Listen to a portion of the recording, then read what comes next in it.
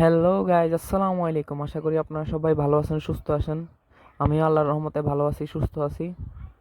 এটা হচ্ছে আমাদের নতুন বাসা। ওয়েদারটা খুবই সুন্দর, আশেপাশের গাছপালা প্রকৃতি খুবই সুন্দর।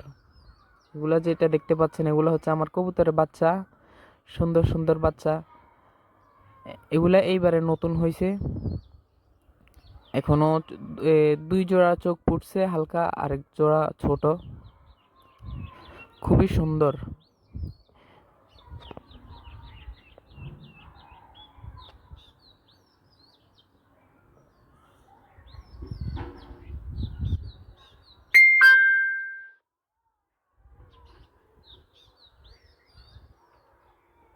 প্রকৃতিটা খুবই সুন্দর।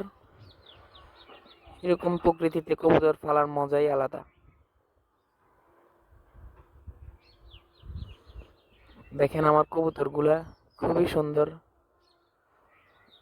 এগুলো হচ্ছে আমার সবচেয়ে পুরানো কবুতর, দেশি গোল্লা কবুতর। এটা হচ্ছে আমার একটা দেশি গোল্লা কবুতরের বাচ্চা, আর এটাও হচ্ছে দেশি গোল্লা কবুতরের বাচ্চা। নিচেরটা যেটা ওইটার ভাই এটা।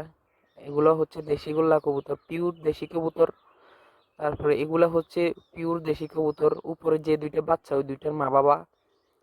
তারপরে হচ্ছে এগুলা আবার নতুন করে ডিম পেড়েছে। দেখেন আমি ডিমগুলা দেখাই আপনাদেরকে। দেখেন ডিমগুলা, এরা খুবই অ্যাক্টিভ মাশাল্লাহ দিলে। খুবই সুন্দর কবুতর, কালো সাদা কবুতর আমার অনেক ফেভারিট। তারপরে হচ্ছে এগুলো হচ্ছে আমার জিরা গলা কবুতর, এগুলোও ডিম পেড়েছে। তারপরে হচ্ছে এটা হচ্ছে জিরা গলা নর। তারপরে এগুলো হচ্ছে রেসারার একটা গিরিবাজ আমি জোড়া দিয়ে রাখছি। এগুলার বাচ্চা হয়েছে একটু আগে যে দেখাইছি, ছোট ছোট বাচ্চাগুলা, এগুলা হচ্ছে ওদের বাচ্চা। তারপরে এদেরও বাচ্চা আছে, এগুলো হচ্ছে সবুজ গলা গিরিবাজ কবুতর, এদেরও বাচ্চা আছে আমি বাইরে যেগুলো দেখাইছি। আর এটা হচ্ছে রেসার কবুতর আমার, রেসার নটা, ও খুবই অ্যাক্টিভ। আর হচ্ছে এটা রেসার মাদিটা, একটু আগে ওদের বাচ্চা দেখাইছি। তারপরে এগুলো হচ্ছে দেশি গোল্লা কবুতর। আসলে সাদা কালা কবুতর অনেক সুন্দর। এই হচ্ছে আমার কবুতরগুলো।